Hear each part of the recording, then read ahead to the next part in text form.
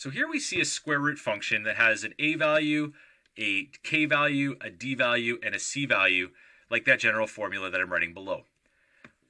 The parent function that we have for this is the square root function. Y is just equal to the square root of x. And so what we need to do is we need to now determine what the a, k, d, and c values are going to do.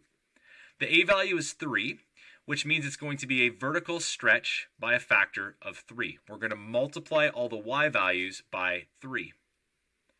The k value is -2. That -2 is something we have to think about because it's the reciprocal of the magnitude of 2. So it's a horizontal, and we'll leave if it's a stretch of compression blank for now, but we know that it's by a factor of 1 over the k value, so 1 over 2. And so because I'm multiplying all the x values by a half, that means it's going to be a horizontal compression. So horizontal compression by a factor of a half. And the negative part of that means that it flips or reflects over the y-axis.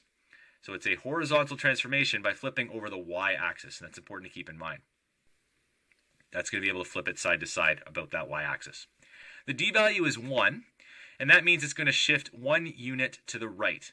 Now notice the general form is x minus d, and so that's why the d value is +1 and going to the right. The c value is -4, which means it's going to shift 4 units down. And those are the transformations for that parent function.